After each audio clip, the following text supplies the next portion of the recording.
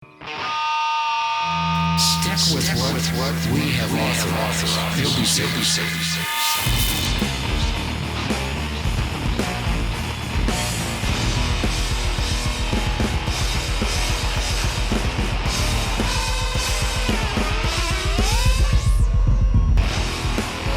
Mom, Dad? Hey, Dad! You want to do any pictures with us? Oh, we usually do, but 11 pictures. Good job, you're beautiful. Thanks. And those slain by Jehovah will certainly come to be in that day from one end of the earth clear to the other end of the earth. The gays are gone. Now, you're going to feel sorry for these people? No. Dead bodies and body parts of the wicked in streets, alleyways, fields, and buildings. We will react to it as we do when a vicious serial murderer is executed. How do you feel about him when he gets it? Why, we will feel an inner satisfaction that at last Jehovah's justice has been served. Now, how will Jehovah dispose of all these bodies of those slain by him? Ezekiel 39, our God will thoroughly cleanse the land.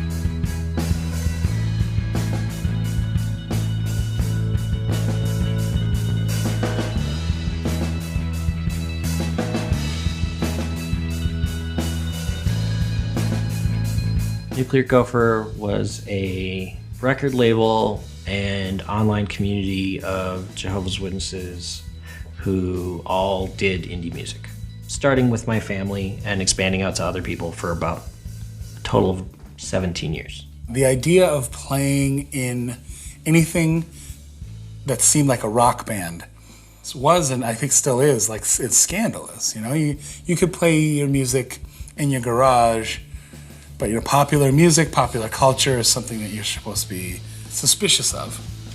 Don't put too much time and energy into this unspiritual pursuit. Princess of suchness, she is only. It's difficult to describe to somebody who maybe doesn't experience it. But for creative people, it's like a need. And you have to be creative or you'll go nuts. And so to be able to find a group of people within a religion as strict as that one, to be able to share that with, and people who are also serious about the religion, was such an amazing thing. To be able to be creative and a little out there, yet still keep your life going in a way that you could view as holy at the same time, was amazing. So it just blew up, but it all stayed in these weird little bounds. It was like you'd have a music festival, but there were elders there and nobody could be doing anything naughty and everything had to be somewhat chaperoned, and occasionally some people would be a little offended, but mostly you could get away with it as long as, you know, everybody kind of understood the rules. You had to be a witness in good standing. If you got disfellowshipped, you're out of the band, sorry. And you couldn't make music that people would find controversial. Ryan tried to get it, we're all on one page type of thing, which is the whole point of the website. This is what everybody's doing, let's collaborate, let's show off our music. let's do something with this. I had this weird thought in my head that if we had an indie record label, like maybe our hobby and our passion could, if we kept control of it, like if we controlled the horizontal, we controlled the vertical, we did all of it, then we wouldn't have to worry about being worldly, we wouldn't have to worry about the sex and drugs, you know, we could maybe just make music. This is a Purple Triangles recording session. Well, Ryan on kazoo, which will not be on the final recording. Percussionist, if I can find him, James Daniel Zimmerman, playing the infamous chair. Now, mind you, it's not Christian music. The songs were never topical about the religion. If they were so vague that you could barely tell. Christian music it's worldly music. It's not only is it worse than secular music, it is music that was inspired by false religions. You don't write your own songs of praise to God. You don't sing about your own experiences with faith. Those limitations made it absolutely ripe for the kind of fun power pop stuff that was coming out of Nuclear Gopher at the time.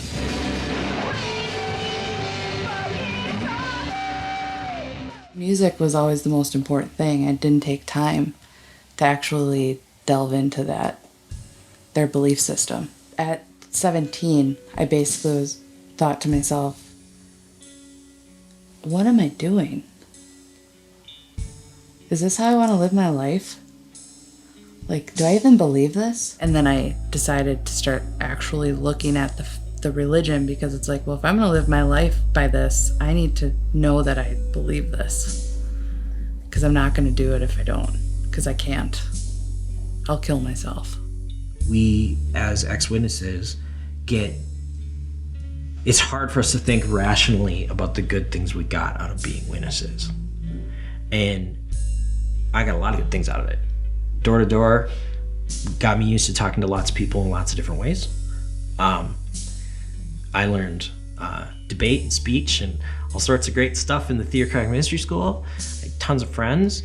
I got a strong DIY ethic that came out of feeling like I had to keep things in the house, right? And it made me learn technology, made me learn music, made me learn lots of stuff. There was so much good that I got out of that stuff that it's just a real bummer that, like, there's this shitty stuff too, you know? Like, if they just treated people all right and had some kooky beliefs, I could totally live with it. I would not spend 1 minute of my time trying to do anything about it. But friends who committed suicide because they're gay and they're a witness. So it's not harmless. The core beliefs of the Jehovah's Witnesses, when I think about those, I usually think about how they contrast with most other Christian religions. Most people know them for not celebrating holidays, so they don't celebrate Christmas, they don't celebrate birthdays. Jehovah's Witnesses are funny. They have a strange dichotomy regarding knowledge and learning. You know, they want their members to be well-spoken, good readers, to know about the world. They encourage us to go to compulsory education, kindergarten through 12th grade, be a good student, attend, get good grades, try your best, but they don't want you to go to college. And they expect you to read all their literature that they publish, which is there's just a lot of stuff that comes out of the Watchtower factories all the time that they want you to read. They're well known for their preaching ministry. That's a huge part of it. They believe it's their job to do that as part of their responsibility during the end of the world. And they think that any moment now, God is going to destroy the world, not the physical world, but human culture, basically, and murder most of the people, about 99% of them. They believed that the world was going to end and that they were going to be the ones signaling the end of the world as we know it. Most Christian religions think when you die, you go to heaven. And then a lot also believe that if you are bad, you go to hell or possibly purgatory.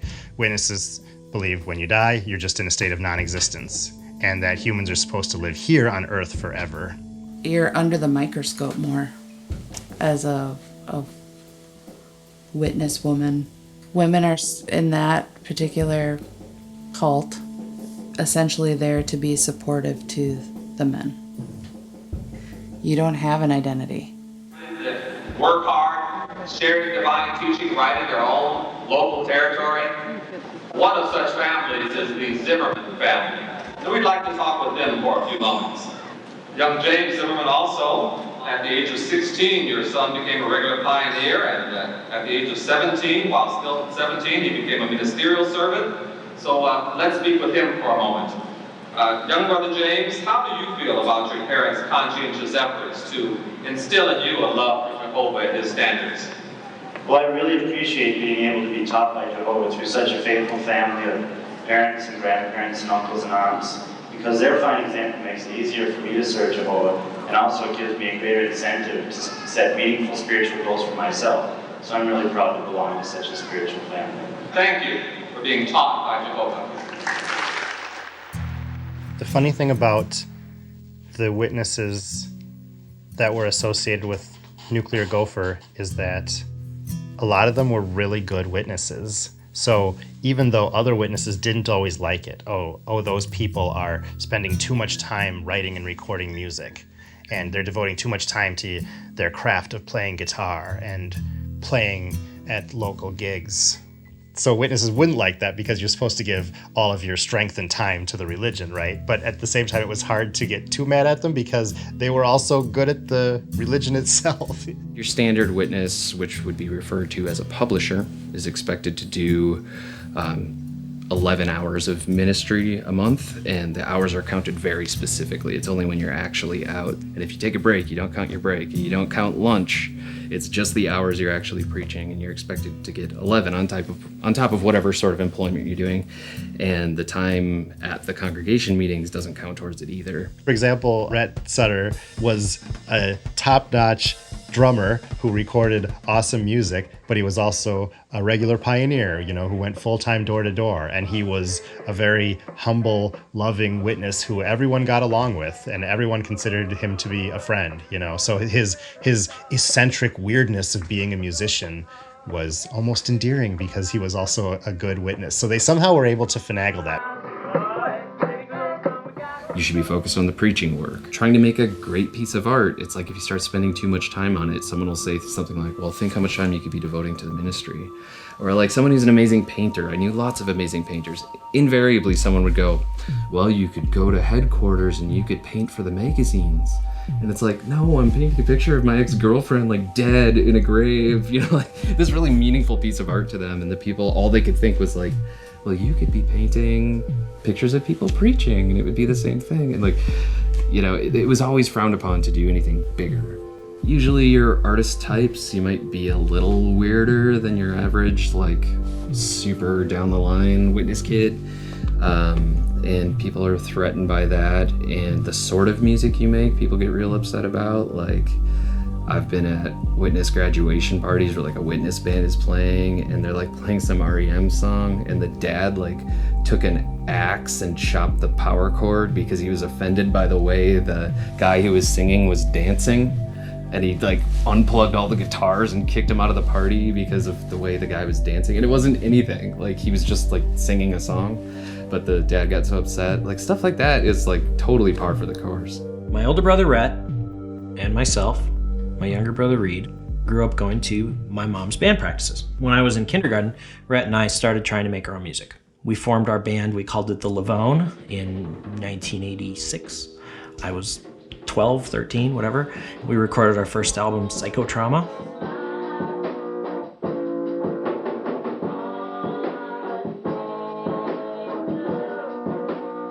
We had, 3 channels. We had no cable TV. We had the Jehovah's Witness meetings. We had school.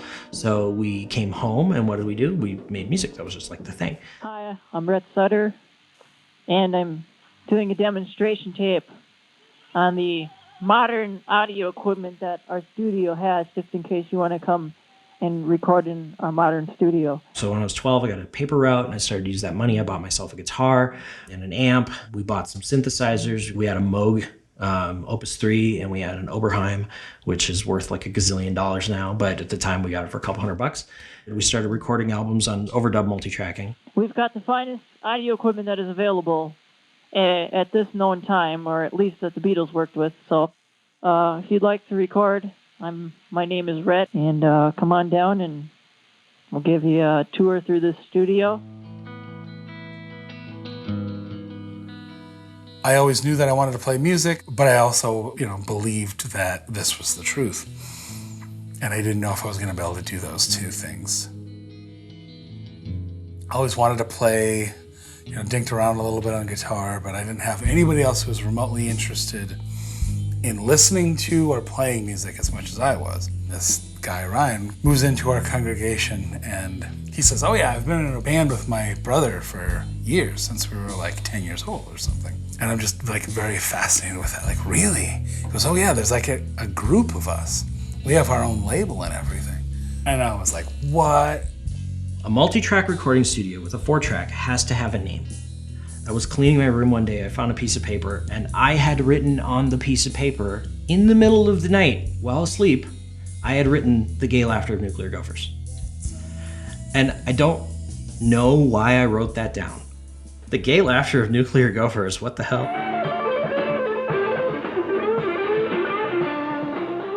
I owned a video camera, and I brought the video camera places. I shot footage of them recording music a couple times. They encouraged other people to do other artistic things, whether it was making videos or paintings or whatever, just as kind of a artistic outlet. They would love that. They would love that. Just shut up and do it. First, what you want to do is get a couple of slices of bread. Whoa. I'm not familiar with this. What's this stuff? You are selected to come to my party. And what's this? Party. Rated PG for alcohol use and adult themes. Chill. Oh. You. Back. Do you love me? Do you love me? Do you love me? Huh.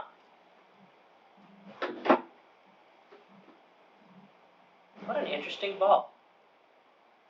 I wonder if you could throw that through a hoop.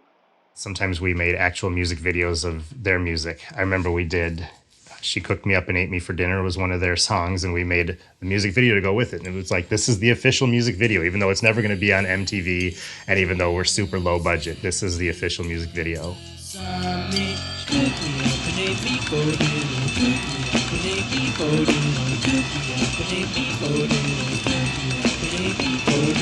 Glances slowly, glances coolly, gets me spooky, calls me brookie.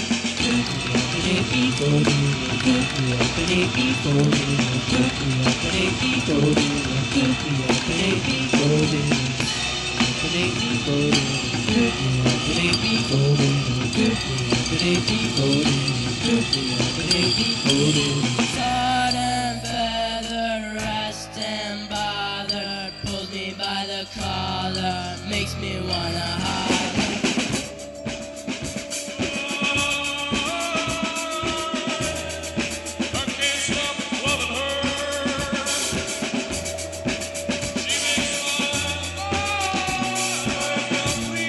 They were doing painting and they were making their own album art, and they had like 12 albums done, and they loved it. And on top of that, they were all really, really serious about being witnesses too. It wasn't like some thing where you'd go hang out and it's like, yeah, we're witnesses or whatever, but like, here's a joint. Nothing like that. Naturally, like everybody kind of flocked, and eventually we had this like incredible scene of just tons of people playing music and in bands, and we'd put on like a little like festival thing every year. They would take over a coffee shop on a Sunday afternoon, and we'd just flood it with witnesses, and they'd play these, little half-hour sets. It became this local deal. Like, you just knew, everybody knew the band Chloe, everybody knew the band SP3, and it just kind of gained all this momentum locally.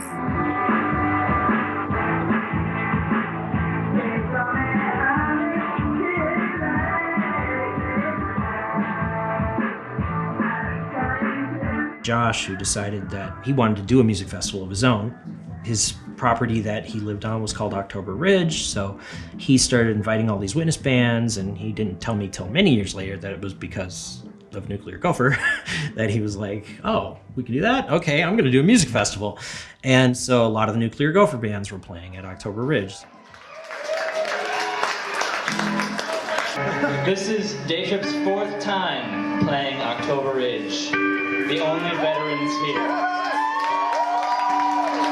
Without further ado, Day Trip.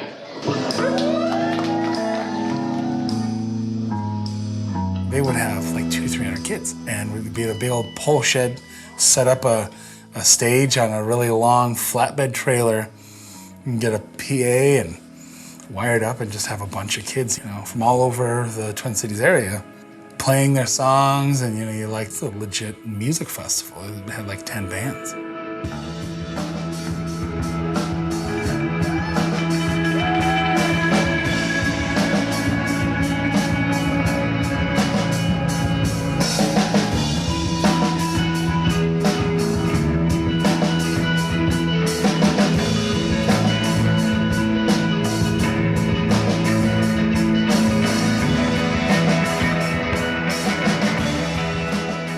My best friend was Robbie Sutter.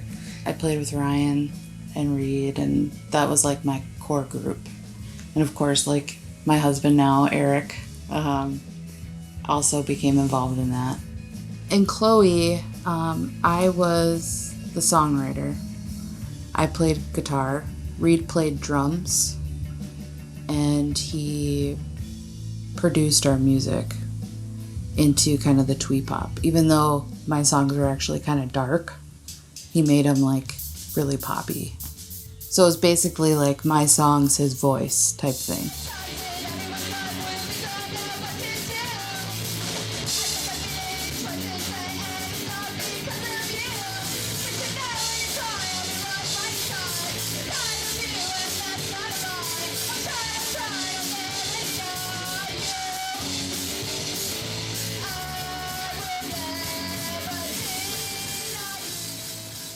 I was invited to take over on bass for this band called Day Trip. The former bass player had gotten disfellowshipped, and so they were out a bass player. Now, I wasn't baptized, but I was studying and I grew up in it, and they knew that I was on track, that I was trying to get baptized. They took a risk asking me to be a part of it, but the guy who asked me to be a part of it was such a likable, sterling example of what it was to be a Jehovah's Witness that they got away with it. And that's awesome that he did that.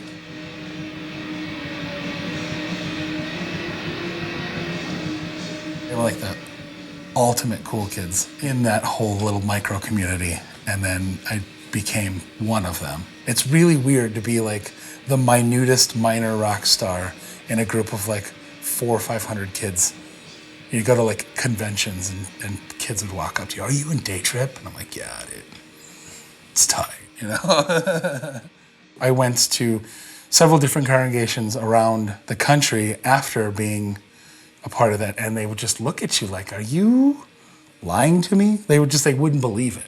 Were they all disfellowshipped? Like, were the elders okay with that? And like, the elders, like, it was like an elder who played in an opening band, it's kind of like some dad rock band. You got an elder who's from such and such a congregation, he's just sitting there playing bass. It's really humanizing. If you show up at like a congregation picnic with like pick a stupid band, like, I don't know, Aerosmith shirt. Someone might go like, "I don't know how you dressed at the picnic the other day, that didn't look good." And then people start talking. Witnesses can listen to music. It's not like a Footloose situation where like the preacher's like, "No music ever." But there are definite, stuff is frowned upon. I'd almost rather just read it out of one of their books, but they'll say like music with a rebellious spirit or an overtly sexual spirit, or honestly some vaguely racist shit about like anything that sounds like hip hop is frowned upon. When I was 7 years old, Lionel Richie was the shit. Dancing on the Ceiling was my jam. That was like, it was just the coolest thing. And I had the tape and I was playing it all the time. I'd just be playing it over and over. And there was this older sister in the hall, and my mom and I had gone over to visit them at their house. And like, "Oh, this is Chad, what is Chad like?" "Well, Chad loves music." And "What was he like?" "Like Lionel Richie." "Oh, I don't know if I've ever heard of Lionel Richie." "Well, I got the tape. Let's listen to it." She goes,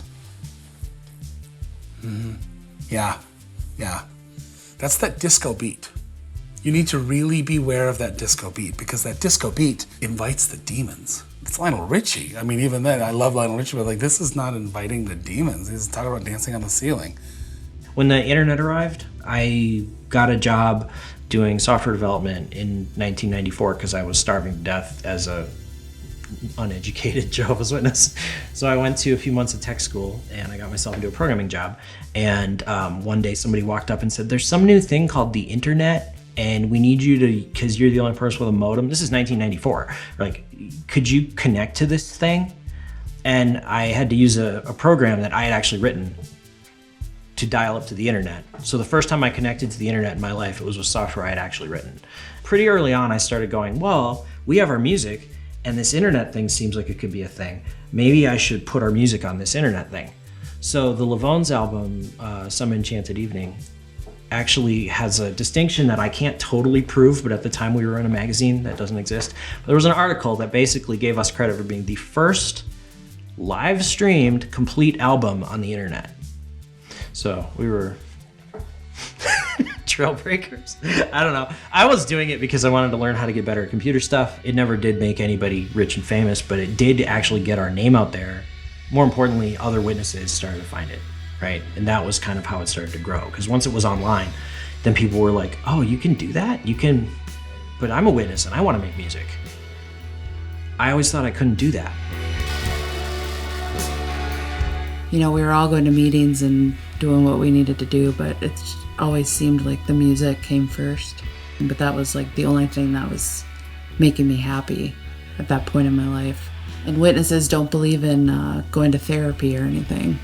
There was really not much talk surrounding that. Like if I was feeling blue or, you know, having like a breakdown, like it was just kind of, well, pray more.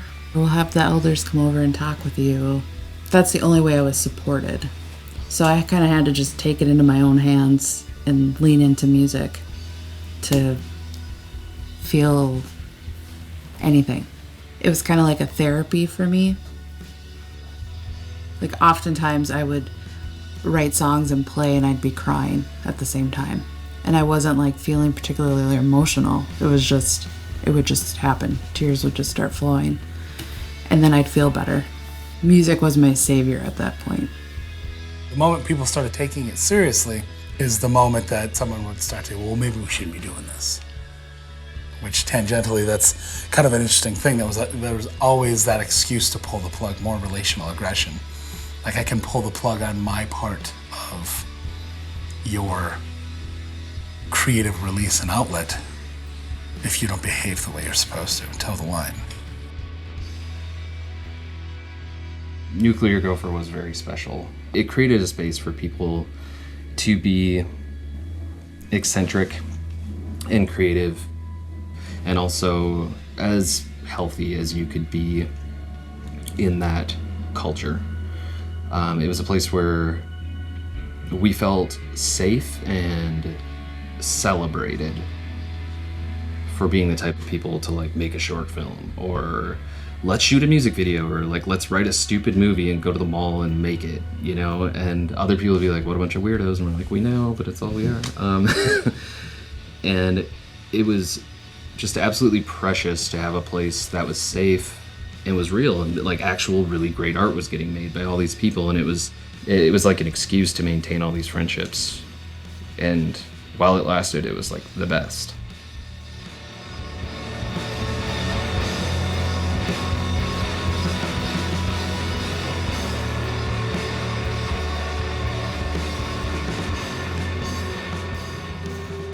We're never alone,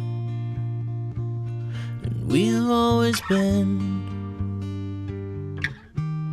Yes, we've always been.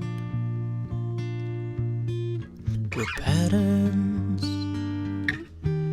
imprinted on stars. I had been having this thought just nagging at the back of my mind. And the thought was really simple. If animals were created to be vegetarians, like all animals in the Garden of Eden never ate any other animals, how could ecosystems function? Because from my understanding of what Watchtower taught, animals, they didn't have eternal life, right? But so that meant at least you had to have animals that ate other animals. Like bacteria had to at least help decompose a dead animal. If predator-prey relationships didn't exist, wouldn't prey overrun vegetation? Like I started thinking about just the dynamics of ecosystems. And I thought, well, it wouldn't work. And so I brought that up to my wife. And I was like, so have you ever thought about this before? This predator-prey thing and ecosystems, and like the Garden of Eden's is like not really a viable ecosystem, you know? Like, and she's like, we shouldn't talk about that. That's no. And we just kind of shut it down. So the next day my friend James and his wife Jennifer came over, and like James was a Bethelite, and I'm like, James, we had this conversation and we had this kind of weird thought, like this has been bugging me. And I brought it up, and James goes, oh yeah, no, that wouldn't have worked. Also, Noah's flood isn't possible either. And he just said it flat out. I had known James since we were kids. He's like third generation witness, you know. It's like the last thing on earth I'm expecting. He just blurts this out. And eventually his wife, she just told us to stop talking about it. She was so upset because it was such a challenge to her faith, you know. And I remember even on the ride home, my wife was saying, why would you talk like that? And I said, because I'm just speaking out of honesty. I'm not trying to apostatize or to get other people to leave the religion, of course. I want them to stay in the religion. That's the important thing. But these things have bothered me. I've even written to the Watchtower Society looking for answers.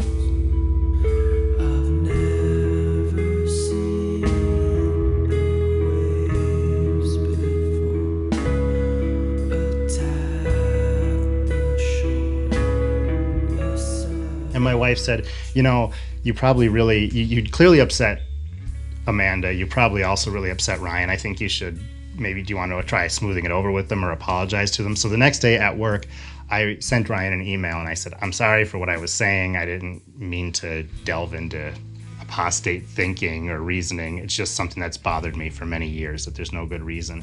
Ryan wrote back super casual, as if he hadn't even given it a second thought. He said, oh, no worries, man. We were just talking. It's good we can have honest conversations like that, you know. And then I wrote back and I said, but if you want to know the depth of why I'm really questioning this, check out this link. And I sent him a link of like 20 reasons why the Great Flood can't be an actual historical event. I spent the rest of my afternoon at work following every one of these links and reading this stuff, and it literally destroyed my entire belief system in like an hour. Ryan never responded, and like a week later he was no longer a witness. I remember my wife saying, oh, you probably caused one of our best friends to leave the religion. I didn't even believe her. I was like, no, he was on his way out anyway, because there's such cognitive dissonance. But yeah, I actually learned later that was what got him going out. Once he started knocking the dominoes down, I was like, this is impossible. The continent of Antarctica proves this is impossible. Like Methuselah pine trees in California prove this is impossible. Like I just like, this didn't happen. So I was like, well, okay, I'm gonna go back to the creation book. So I went back to that book and I started looking up the actual quotes. And they have this paragraph like in 2 or 3 pages in where it says something like, to think that the eye with its contrivances and could have evolved seems absurd. But it was being used to prop up the idea that Charles Darwin didn't think eyeballs could have evolved. It literally says, is it possible that something as complex as the eye could have evolved? Charles Darwin didn't think so. Then they show this quote, they cut it off, and then they go on. So I looked up the quote in The Origin of Species. And when I looked up the quote, what I noticed, it was a rhetorical device in the paragraph. And in fact, the next sentence in the paragraph answers the question he raises. He literally goes and says, to believe that the eye with all of its myriad contrivances could have evolved seems impossible. However, and then he explains how it's possible.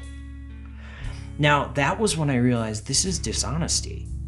It's not simply a mistake. They had to ignore the rest of this very sentence. and use it to prop up an argument that was the exact opposite of what he had said. That really shook me, because I was like, wait a second, we've got an intentional case of a logical fallacy and intentional dishonesty happening right here. So then I started looking up everything. And what I found out was that, that book is just like a collection of misattributed quotes, misapplied logic, partial cherry picking of facts, ignoring complete and total everything. The thing that bothered me so much wasn't that they were wrong about creation, it was that they lied their asses off to cover it up. What I found was that the more I pulled on the threads with the Watchtower stuff, the more it unraveled, and the more I pulled on the threads with the science stuff, the more it got solid. And then I was screwed. All of a sudden, like, none of it's true.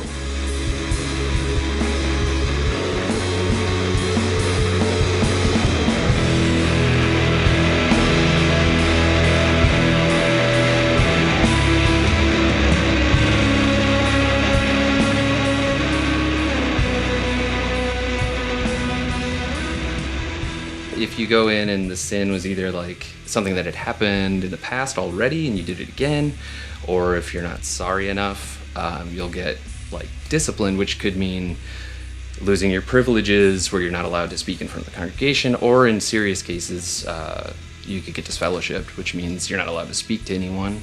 You're not allowed to, you can basically just come to the meetings, but you can't talk to anybody. Your family's only supposed to talk to you about family business. They're not supposed to be your friend, and that's only if you live in the house. If you live outside the house, they're not even supposed to talk to you. And if you decide you want to come back from that, the quickest you're going to get back from that is about a year, usually, which is spent in complete solitude. And if that ever happens to you, if you screw up again, you're just like instantly on disfellowshipping territory again. I was just really unhappy in that lifestyle. I just hung out with people who were considered kind of like edgy, or I was interested in edgy things, like focusing on the music. It just got me I just got a bad reputation. And I think I fed on that later because it like really affected me. Like being made to feel like I was like just this bad person. All the time. It's like I was never really gonna like learn about myself in that religion. You're a number. That's it.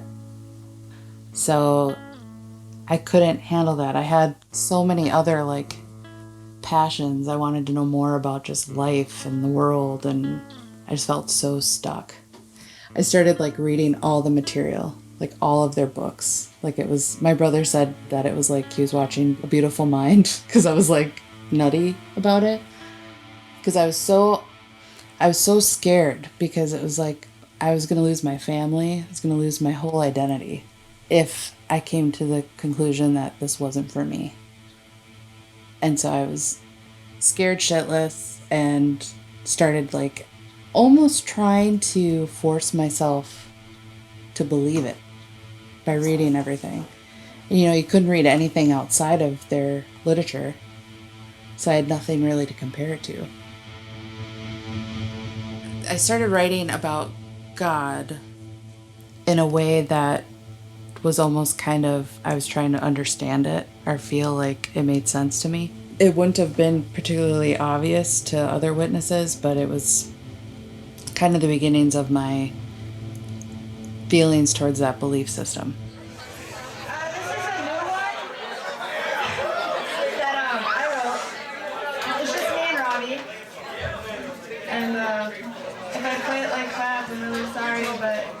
I'm a little nervous because it's new. It's called The Tune You Wrote Me. I woke up, I spoke up when you tried to accuse me.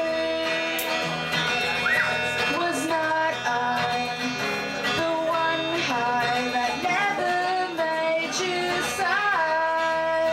And now it's wrong to sing along, to tune you wrote me.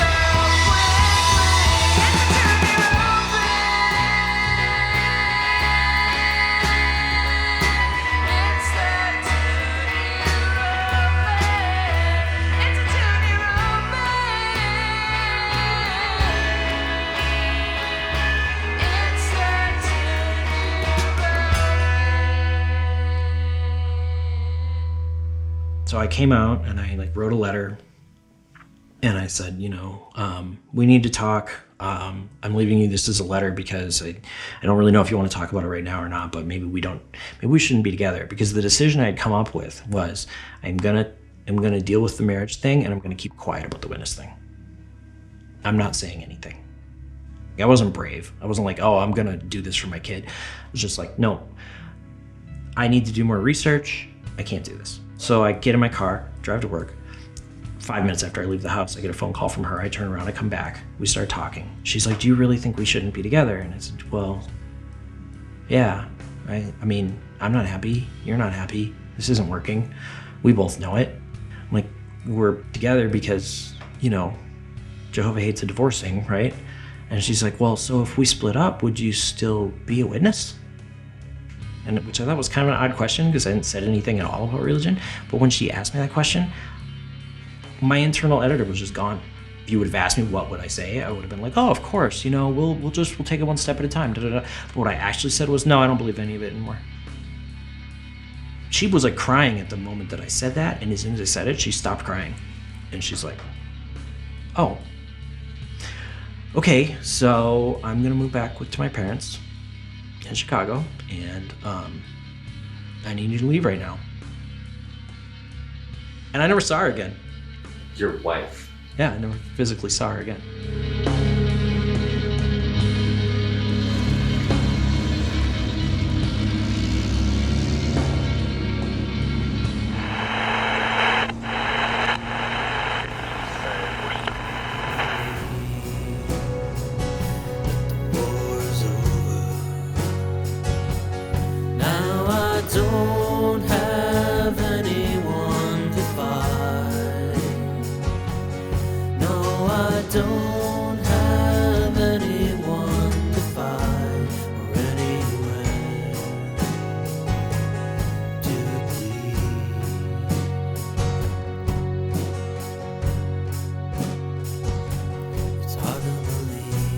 There's this tendency when people leave the religion, for the people who are still in the religion, to insinuate that they're of weak moral fiber, that they're selfish. They allowed their own selfish longings to supersede their love for Jehovah, ergo their love for the religion. When somebody leaves the Jehovah's Witnesses, their friends and family, the community that's still in that organization, are prone to basically character assassination. There's this necessity to completely shit on the memory that you had of somebody in order to do the mental gymnastics required to maintain your faith in this organization while shedding community members. Just before I left the religion, late 2003, Nuclear Gopher we had been included in several music festivals, October Ridge multiple times, Amazing Fruit out in Chicago, and we had played lots and lots of shows of our own, right? But we hadn't ever done one that we set up. So we were working on a music festival, and it was going to be called My Adventure Flowerland, which is the title of a Lavone song from the very first Lavone album. It was going to be like October Ridge on steroids. We were going to get every single band that ever played October Ridge, plus some other bands who we had just recently met, plus the Lavone was going to play. So this was what Rhett and I were planning actively when I had my epiphany that the Garden of Eden wasn't a viable ecosystem. When that happened with the religion thing, I was like, well, that just ended. I mean, literally all things ended. Everything stopped immediately. When I left, it was kind of tainted. NuclearGopher.com was like, oh yeah, Ryan does that. So then I turned it over to Reed. I had bowed out immediately. I was just like, look, I don't want any, Nuclear Gopher's the best thing I've ever been involved with. You guys are having an awesome time. Just because I'm not going to be a witness doesn't mean you should stop. So I gave him all control. I signed over the domain to him. I gave him the keys to the kingdom. He went and registered another website called Band Kids Unite, made nucleargopher.com redirect to it, and it hasn't been updated since 2008, so it kind of fizzled out. There was a little more to that conversation that I didn't just say, which was her saying, she's gonna tell my dad if I don't tell him that I'm not gonna be a witness. So I called my dad, and I told him I needed to talk to him. And we went to this park down the street from where I grew up. It was actually adjacent to the place where I played my very first band job when I was 15. And we sat in the car, and I said, look, I don't know how to tell you this, but I have to. I don't believe in the truth anymore. I don't believe that's true. And he was crying his eyes out, and it was just shitty. I mean, I felt like I was being asked to just go stab my father to death. I mean, when I got baptized when I was 16, I got out of the water, I got toweled off, I went and got back in my suit, I went back up.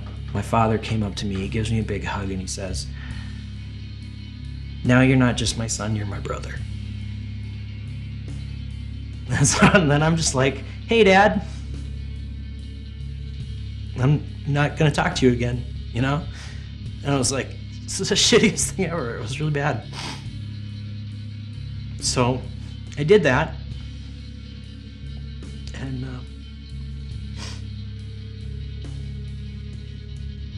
yeah, everything changed immediately. There wasn't really any intermediate time. It just kind of, everything just changed.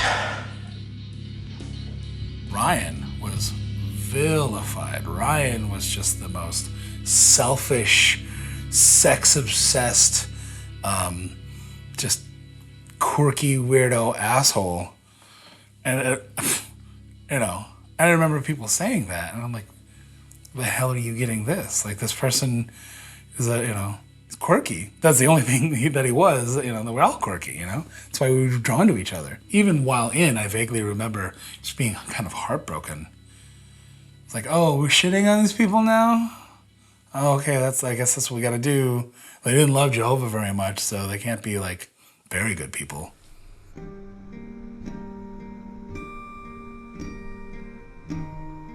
You do something against the rules. Let's say, totally typical, you have too much to drink at a party, you end up making out with someone. Either you decide you feel guilty about it and go to the elders and tell them, this thing happened, I stepped over a line, or somebody else finds out and tells the elders on you. They'll come to you and say, we'd like to have a meeting, and it's always two elders. That comes from the Bible. And so they'll sit you down and they'll be like, well, we heard this thing, but they'll talk you through it and hope that you're going to tell the truth. And some people do and some people don't. But if you get caught lying to them, that's really bad, and it could go a lot of different ways. But mainly it's, if not a lot of people know about it, you can get what's called privately reproved, where they shepherd you spiritually and try and get you on the right path again. If a lot of people know about it and they still think you're sorry about it, you'll get publicly reproved, where they announce your name in front of the congregation at the meeting, and they'll announce that someone has been publicly reproved. And then randomly, suddenly here's a talk. Masturbation. Is it a sin? We know how Jehovah feels about masturbation, don't we? Let's turn to this book. And then they'll pull out the Bible, and then suddenly out of nowhere is this very specific talk, and then they'll mention you and that you were reproved. Or it'll be like overindulgence in alcohol, or being physically abusive, or whatever the thing is. It's very obvious who they're talking about, and you just sit there and wait through the talk, and people are looking at you. Started the whole questioning thing, learned everything inside and out, and didn't believe any of it, and found out I didn't believe in God at all. So there I am, stuck with that. Favorite song to play with the band is probably Hi-Fi or Huckabee. My favorite song to sing would be probably A Prayer to No One.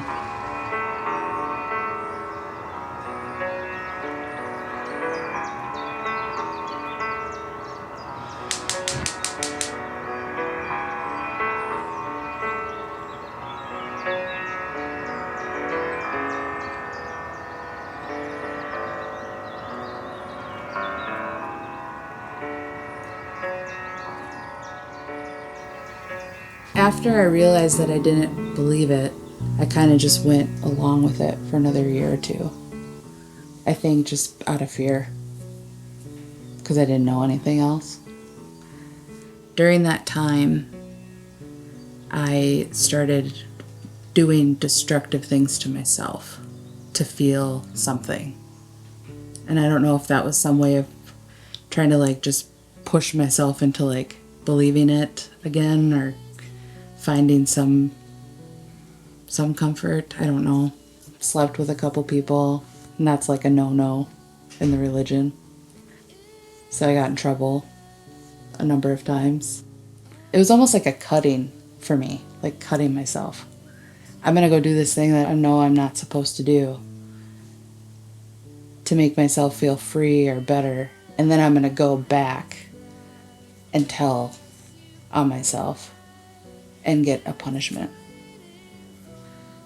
And then I would sit in the elders meetings. They asked what we did, like, did you go out on a date? Like, did you start the conversation? Initiate, like, you guys hanging out? Which I did. Where did you go? Who else was there? Did anyone else, as far as your witness friends, know that you're meeting this person? I lied. Did you go to his house? Did you go to a hotel? Were his parents home? Or did he live on his own? How did it start? Did you start it? Where did he touch you? Where'd you touch him? Did you have sex? How long did it go for? I was asked if I had an orgasm. Like, really detailed. Like, extremely. And for a girl, first sexual experience, having to like talk to 3 men about it and like be punished over it. Now I'm horrified, but it was scary. I felt weird, very weird about it. And once I went through all the details, you're sent out of the room. They talk. They call you back in. They tell you what's going to happen.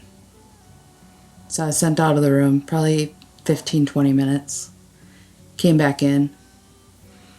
And they said, well, because there weren't any other witnesses that knew about this, and because you're repentant, you came to us, we're going to privately reprove you.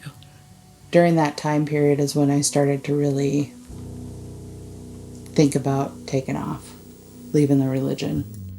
I could never replace you. I'd never try. Nothing will ever erase you. This is the temp space. This place is filled with stuff. I keep it next to the Naruto comics. I've got man get here by evolution or by creation. Reasoning from the scriptures. The harp of God. It's got some really, really, really out there things in it that are really obvious when you look at the very first page, okay?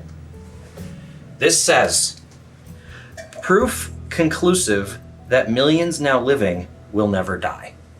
This one, the Truth Book, this is what made my family become Jehovah's Witnesses. This was the book that my mom got. So what I wanted to show you was this. This is the Bible I made. When I left Crafted with Love by Ryan Sutter in July 2006. And I actually hand bound it myself. And my Bible included an essay called The Ethics of Belief by William Clifford. And then The Age of Reason by Thomas Paine. Humanist Manifestos. Article from Wired Magazine called Why the Future Doesn't Need Us. Then the Gospel According to Zen, the Jefferson Bible, which includes all the non-supernatural parts of the Gospels. The Dhammapada from Buddhism.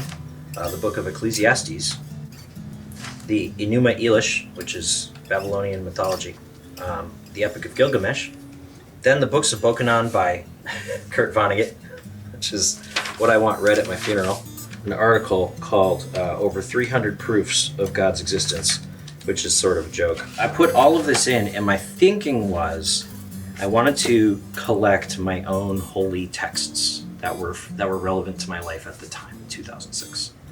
And so I did. sewed it together, and I made a book. It was 4th of July weekend, so I had a long weekend. My girlfriend, future wife, Esther, she had been living in Brooklyn for the last 6 years. She wanted to show me Brooklyn. And I'd never been to Brooklyn. And I was like, if we're going to Brooklyn, we're stopping by the Watchtower headquarters, right? Because I've never been. What I didn't know was my brother had broken a bone in his foot while helping somebody fix a fence. And they put a cast on his leg, and the cast was constricting. And he didn't feel very good, and he wanted to go get it taken care of, but he didn't have any health insurance because Jehovah's Witness, no education, works 3 shitty jobs, none of them have health insurance. The family didn't try to reach me while he was in the hospital. I went to my phone, I saw that I had like 1 million messages. It was a landline, you know, and I didn't want to check him because I had to go to work. So the phone rang, and I saw on the caller ID that it was Esther. And I answered it, and she's like bawling. And she's like, I don't know how to tell you this. Your brother died. As of today, my voice sings alone. I have no more to say. My brother died this day. My heart is racked and torn. This hero has died, and I shall mourn. So then I went to my parents' house, and my stepmom kicked me out. There were like 100 people there. I had to sit in the front yard. I wasn't allowed in the house. The nuclear gopher was in the basement. I stayed, and I said, I'll be good. I'll stay in the yard. Don't worry. And so my stepmom, Diana, she pulls me aside. She asks, don't you think it would be more dignified if you had a separate gathering at your own house? And I'm like, what? This is my house. I grew up here. Me and Rhett's bedroom is like, we shared that bedroom like our entire lives. Like, this is my dad, this is my other brother. It's like, you're kidding, right? And she literally went straight to, you know, there was a scientist who proved that creation is true and evolution is false. And you just don't want to believe because you have a bad heart. And I'm like, what? Wait, where is this coming from? I'm like, do you think I'm here to talk about evolution and creation? Do you think I'm here to debate religion? I just found out Rhett died 45 minutes ago. Like, why do you think I'm here? And she started yelling at me and telling me that if I did pray, God wasn't listening because I had a bad heart, so he wouldn't listen to my prayers. And that I didn't belong there. And she literally drove me out of my house. And I went from the backyard through the house out to the front step, and she was following me and yelling at me. And I got to the front step, and I saw that my mom had just got there, who's also an ex-witness, right? And like, my mom's not allowed there either, but she came there because that's where she raised her son. So I stopped, and I turned around, and I fucking apologized to her. I apologized to the woman who kicked me out of the house. I said, I'm sorry if me being here is upsetting. And I'm sorry if you feel that this is intrusive. And I promise that I will stay in the front yard and stay away from everybody. And I won't talk to anybody about anything.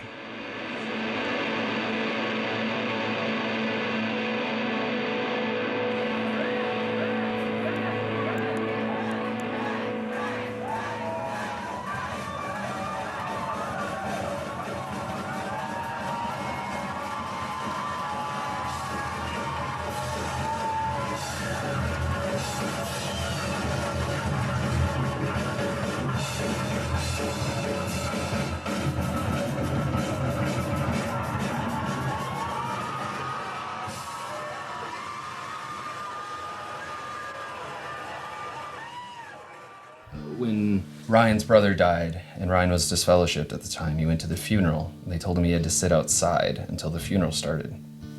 And he sat out there with the other disfellowshipped people, and one of them leaned over to him and said, "The people in that building love us. They've just been taught an incredibly stupid way to show it." It was his own brother's funeral. Your entire social sphere, everyone's pointing at you going like, "Well, you sinned against Jehovah, and you're making this so hard on us. I can't believe you did that." And they truly believe that. I don't think these are evil people, but that's how they see the world. And so all you've got is this completely lonely person who feels like they are the guiltiest, shittiest person on earth, and that they've hurt everyone they ever loved, and that God's not even really listening to them. The death of Rhett and Ryan being there, I know that it made those of us who have left the religion and have come back to talk about the topic, all of us were very uncomfortable with how comfortable other people were with being pissed off. They thought that Ryan being at his brother's funeral was an act of audacity, was regarded as an act of audacity. How selfish. Why can't he just leave us alone? It's his brother's funeral. That moment was just what? No, that's not loving. This is his brother, He has human feelings. Even if I believe that he's probably going to die in Armageddon, I'm not happy about it. And I'm not happy to see anybody that I know and have loved and still did love suffering like that. And it just rang as really selfish. Why isn't he thinking about us? Ryan knew him better than anyone else in the world. When the funeral happened, it was at a big Kingdom Hall, one of those ones that opens up into a double hall for assemblies kind of thing, and I can't remember where it's located, but Rhett had gone to 10 different congregations over the years, and everybody loved him. He was just so lovable. And so everybody came to his funeral. I mean, I'm not exaggerating. It was the size of a circuit assembly. How many people are we talking about? 1,200, maybe 15. Wow. None of them talked to me. There were people in the parking lot was overflowing with people. Most of these people I had known for decades. Didn't even speak to me. He had lost the right to go to his own brother's funeral because he disagreed with the Jehovah's Witnesses about the ancient literature.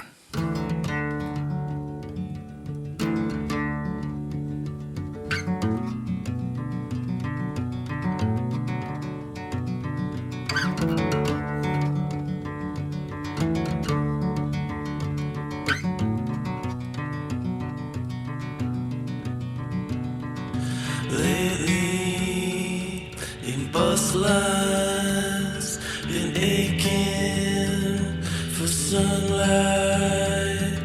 I hear your voice on the other end, sounding empty as heaven. After I left the Witnesses and reconnected with them, Cindy and Eric had gotten together and started collaborating. So you have Eric, one of the most talented structural songwriters that I know. He's really good at knowing what a song needs when to make it just really compelling. Paired up with one of the most gifted vocalists and melody writers that I have ever met. They make this record in their basement, decide that they want to start playing it out. I happen to be there, enlisted a couple of different drummers to take this shit show on the road type of thing. And it was an awful lot of fun. And we got to get on stage again. And the getting back on stage and playing with Eric and Cindy especially, playing with them has been absolutely the highlight of my musical everything. Yeah, super grateful that I've gotten to play with them, but also that that thing bridged the gap between before and after. And the name of that band was High TV.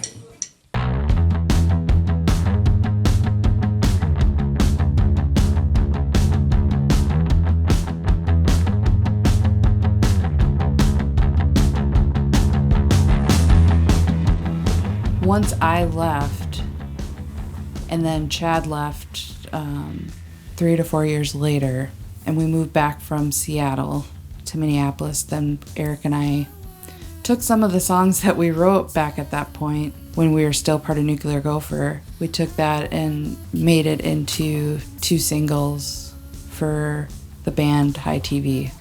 It wasn't just my idea anymore, it was me and Eric's deal, and then Chad and our friend Peter joined, and it like made the sound even that much better.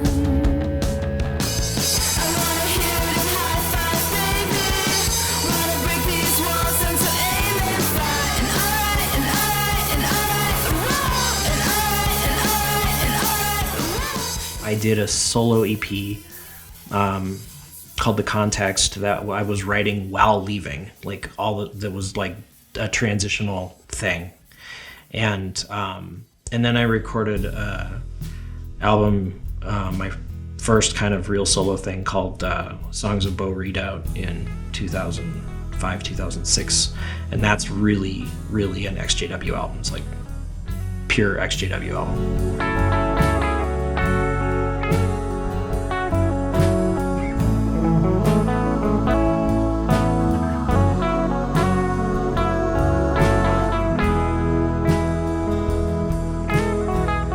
Another one called Louder, Longer, Lobster by Trumpet Marine, which was my first RPM album. Those two are pretty much like bookends to each other. That's my XJW. That's my Leaving the Jehovah's Witnesses experience. If you want to hear it all in music, just listen to The Context, Bo Redoubt, Louder, Longer, Lobster. And you'll hear everything from me sort of dealing with the negativity and doubt all the way through the song Patterns Imprinted on Stars. That is all basically a 2-minute theological fairy tale that encompasses my entire philosophy of life. And then after that, everything's just been fucking around.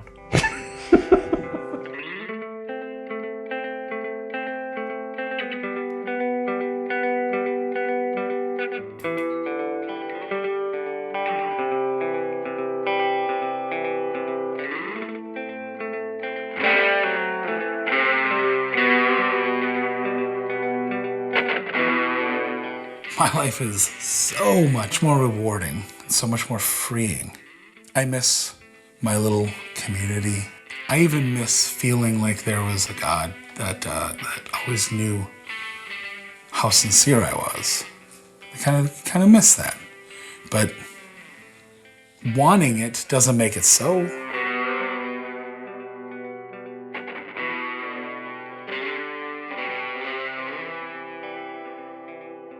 I want to say to anyone who is going through this experience or has gone through that experience that, like, yo, me too. Like, this, it sucks. It's super hard and scary, and there's a lot of difficult things that come along with it. But it's also okay to, like, really enjoy it too, because leaving that gives you this incredible thing that's simultaneously the most exciting thing in the world and the most terrifying thing in the world, which is absolute possibility. Like, you're no longer yoked into this limited worldview. Everything is possible, which means lots of bad stuff can happen that you never anticipated, but it also means that you can now do anything you want. You're free. It takes a while to dismantle that framework that's been built around you.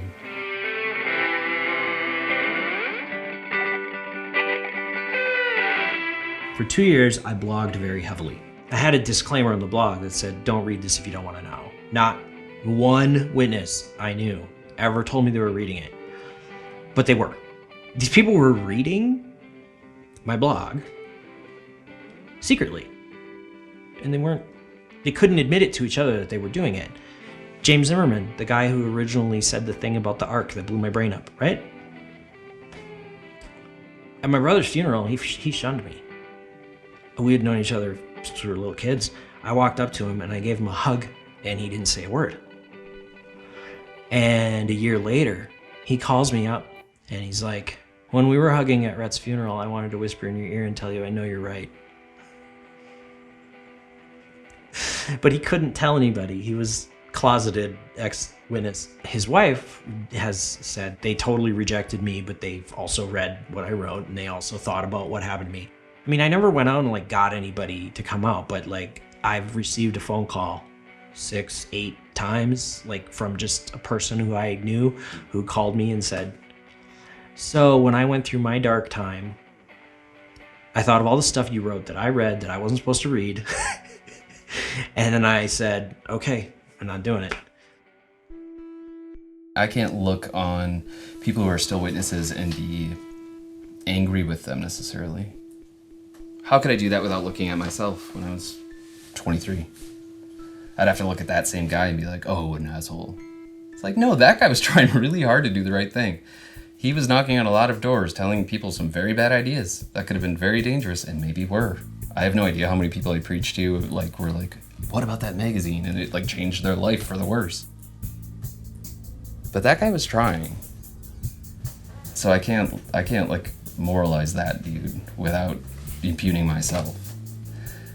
And so you just extend that same view to everyone else. When I see some idiot saying some stupid racist thing on the news, I go I don't like the racist thing, but that person's just scared. They're scared of these people that look different. And if they got to know those people, it'd probably be fine. But they get this identity wrapped up in it, and for some reason they can't get past the fact that these people are from another country, and it's very threatening to them. But give them the right conversation, it could be over in a day. And just as much of that as you can do. Honestly, I do believe witnesses truly love each other. Because I did. And nobody's going to fake that much, but I think that they only love each other. I think they're afraid of everything else. If you love somebody, you're willing to take a risk to be closer to them. You love a child, that's risky. Your kid could die, could turn against you. Raising a teenager, which I've done, it's hard.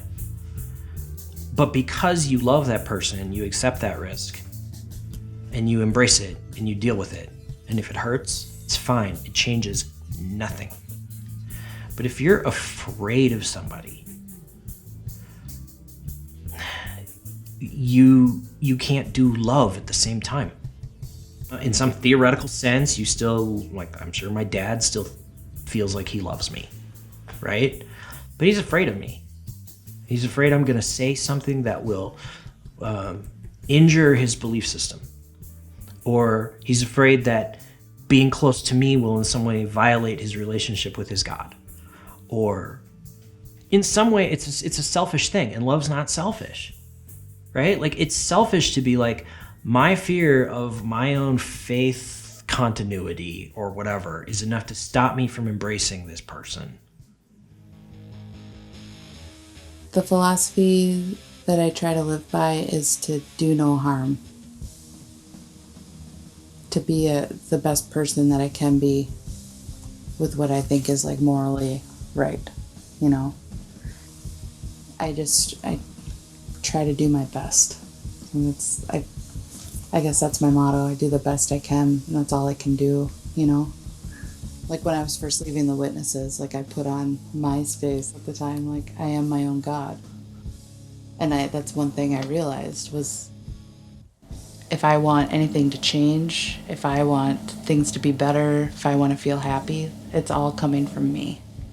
There's no other force that's going to do it. And so I am my own God. So after all these years of me holding this position and bringing Sid to meetings and reading to him from the Bible story book and everything, I tell him, okay, Sid, Dad's not going to be a witness anymore. And he goes, oh, thank goodness you finally figured it out. I was like, he's 9, and he's like, I was wondering when you were going to figure this out. And I'm like, what? And he's like, yeah. I was like, you don't believe any of this? He's like, nope. So that transition was the easiest part. And it makes me really happy that I decided to be honest. I stayed because I love the people. And I still love the people.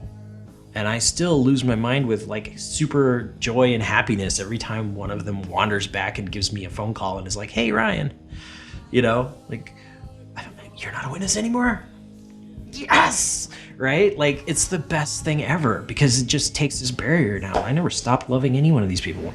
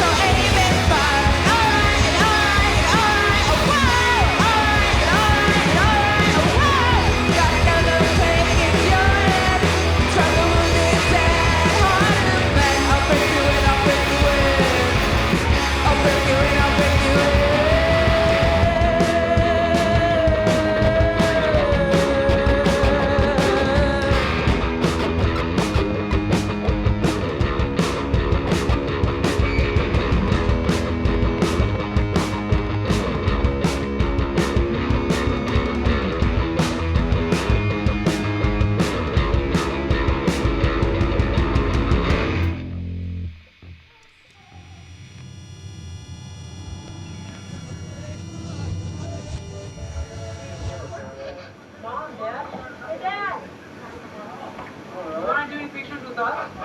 Oh, we will. Good job, you.